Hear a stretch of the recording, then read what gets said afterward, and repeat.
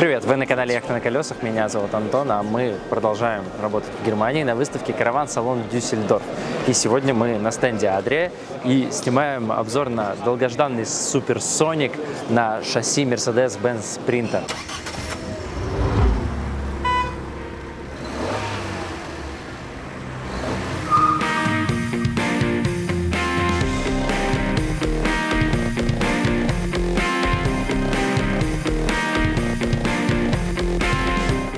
Соник — это у нас интеграл, и, естественно, это все такой один из самых премиальных автомобилей автодомов у Adria.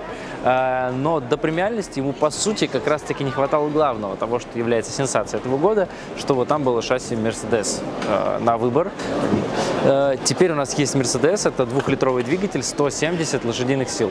Модель Supersonic представлена на выставке в двух комплектациях. Самое главное, что есть Supersonic 780 и 890. В данном случае это прямо соответствует длине 8 метров 90 сантиметров и 7 метров 80 сантиметров. В случае, когда это 890, у нас, естественно, машина идет трехосная, то есть у нас будет сзади два колеса, ну точнее там всего 6, в общем. А если это у нас 780, то, соответственно, он у нас двухосный. Но самое главное — это планировка SL. Она у нас в обоих вариантах сейчас одинаковая. Бывают еще в целом различные вот такие планировки. Мы сейчас идем внутрь, вместе смотрим, как интегрирована торпеда Mercedes в общее жилое пространство и что у нас вообще внутри. С водительского места сразу могу отметить, что вот это соединение между тем, что построила Adria для интеграла, и Mercedes, получилось достаточно удачно. Вообще они как-то очень много внимания уделили тому, как это будет соединяться. Я уже в нескольких машинах заметил, что очень изящно вот Mercedes переходит в сам автодом. В остальном это стандартная панель, все здесь приборная панель, мультимедиа от Mercedes-Benz. Соответственно, углубляться мы в это не будем, несмотря на всю мою любовь к ней. Смотрите предыдущие ролики, мы и помощники уже тестировали, и всю мультимедиа изучали, проверяли, как это все работает. Давайте сразу же смотреть Соник. Кресла разворачиваются в столовую группу. Здесь у нас угловой диванчик. Все сделано в темной коже.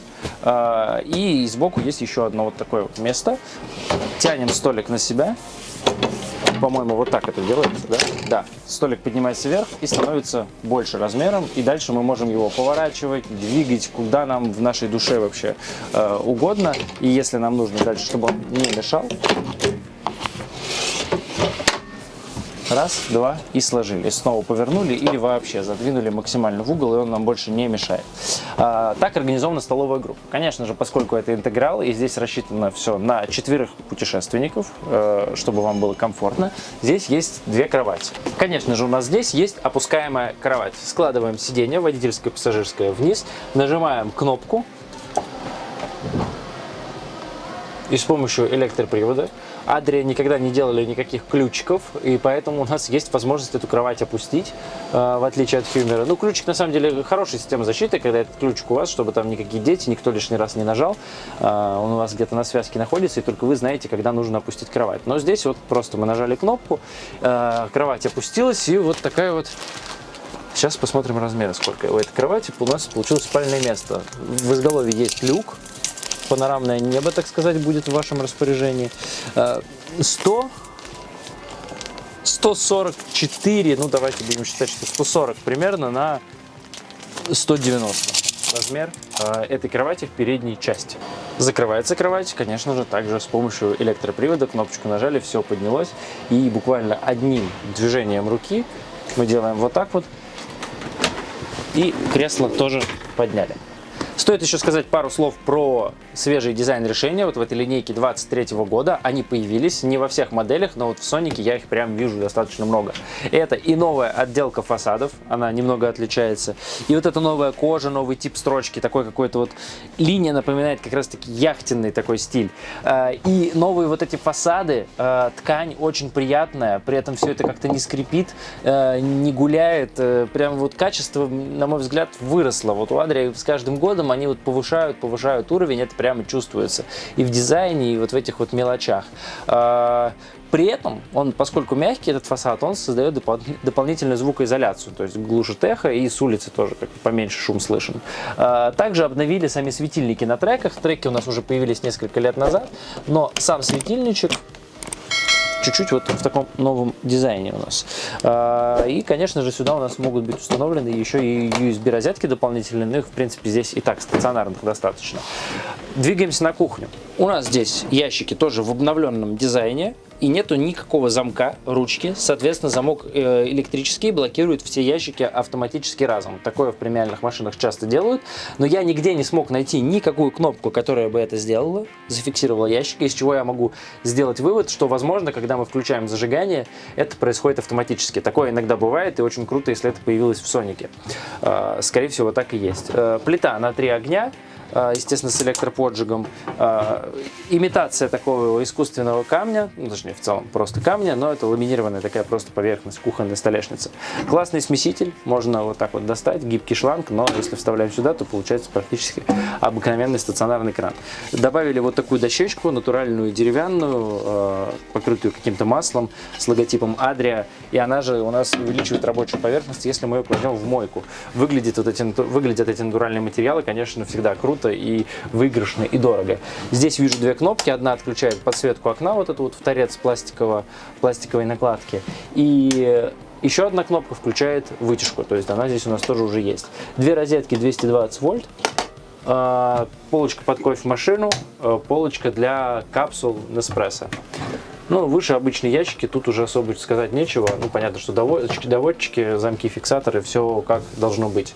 С противоположной стороны у нас холодильник от Dometic, работает от электричества и газа. И, соответственно, что классно, открывается с любой стороны. Потянули слева за ручку, справа, открылась, как вам будет удобно. Выше расположилась у нас небольшая духовочка. И еще выше просто ниша. Можно сюда еще что-то поставить кухонное. Ну и, конечно же, есть медиаплеер от Adria, который у нас...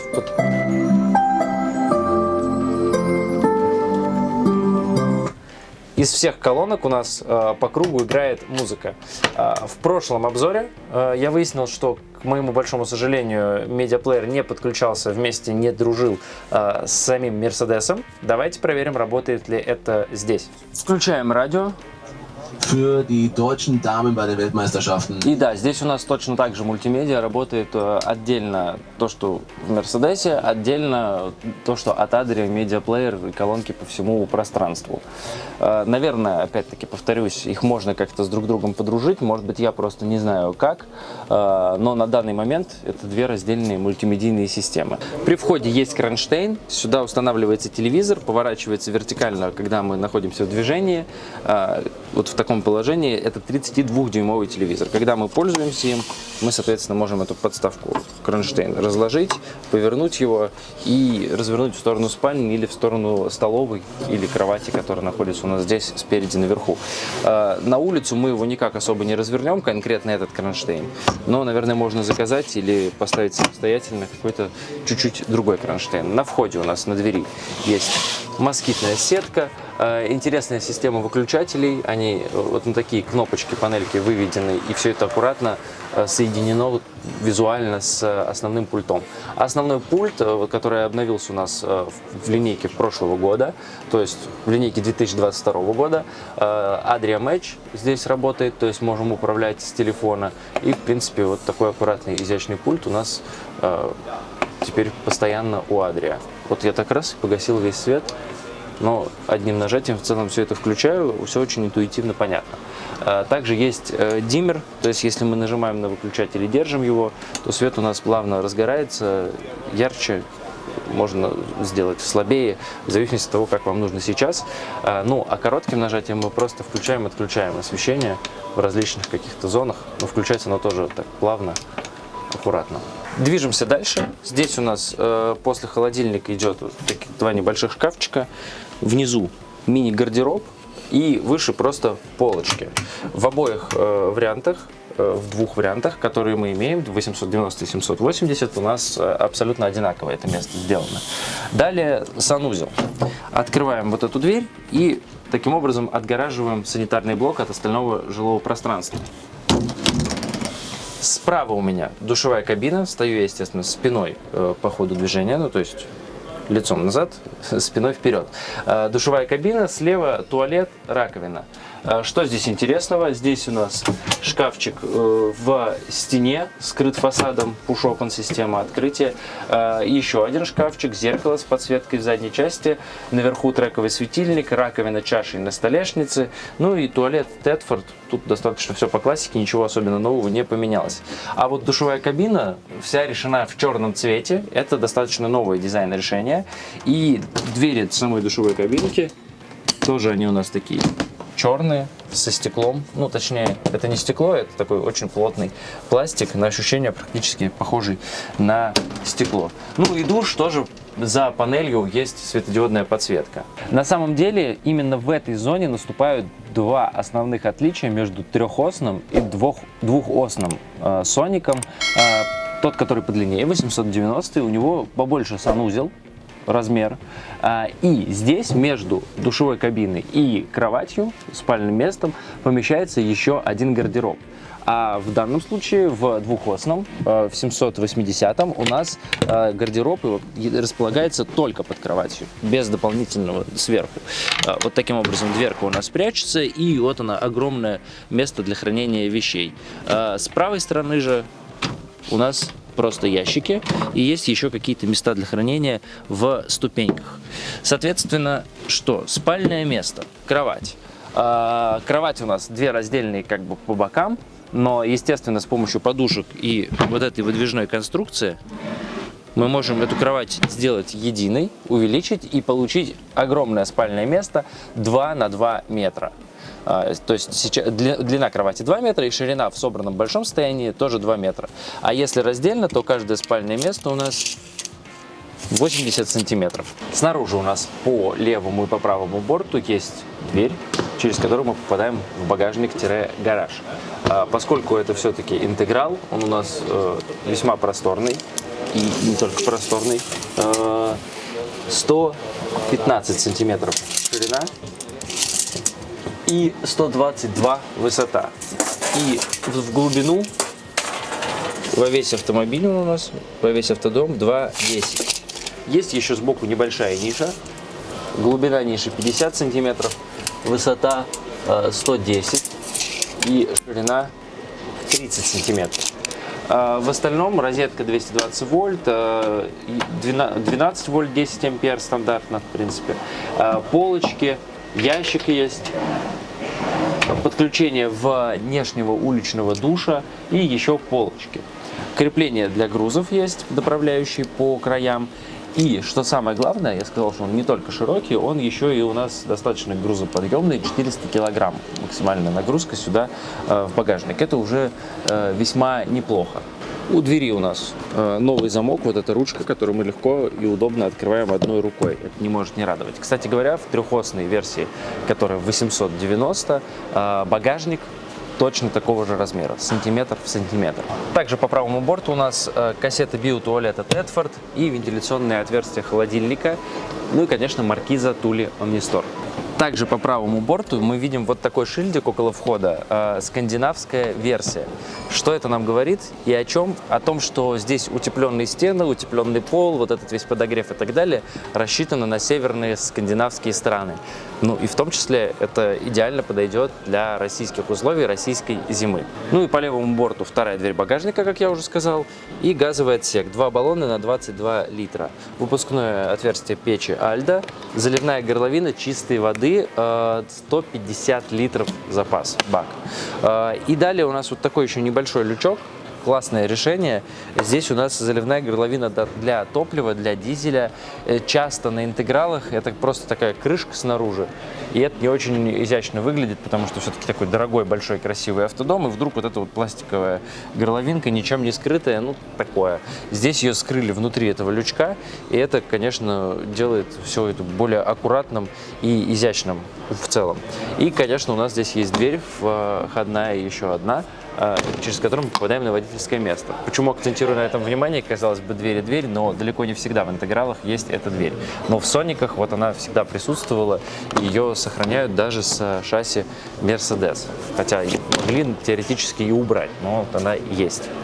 Еще один момент, который я забыл сказать. Спереди у нас есть вот такой подлокотник рядом с пассажирским местом. Если мы его откроем, то вот таким образом поднимается вверх такой вот поворотный столик. Так, я его на подлокотник немножко облокотил. Вот. Это классно, потому что обычно в этих подлокотниках просто такая ниша в интегралах. А здесь у нас раз и вот такой столик разместили. Достаточно для того, чтобы поставить там тарелку какую-то поесть. Ну или же даже там с ноутбуком поработать. Вот какой-нибудь MacBook сюда поставить. Вообще прекрасно и отлично. Короче, какое резюме в этом всем есть? В последние годы Adria прямо хорошенько так налегли.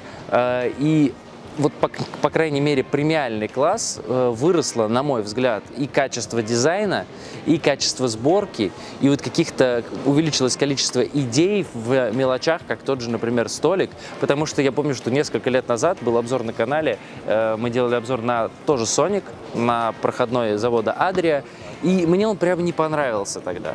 Потому что, ну, вроде такая большая премиальная машина, а все как-то немножко неказисто, вроде как и классно, но при этом много возникает вопросов. Вот здесь ты сейчас заходишь и понимаешь, что, ну, это премиальный класс, это интеграл, еще и Mercedes, и все прям складывается одно к одному. Подписывайтесь на канал, чтобы ничего не пропустить. Мы продолжаем снимать ролики в Дюссельдорфе на выставке, главной выставке караванинга. Пишите в комментариях ваше мнение по поводу конкретно этой модели. Как считаете, кому она подходит? Купили бы себе такую?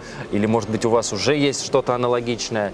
Мы будем рады вашим отзывам. И также колокольчик, наверное, важно поставить, чтобы новые ролики не пропускать. Меня зовут Антон. До новых встреч. Пока.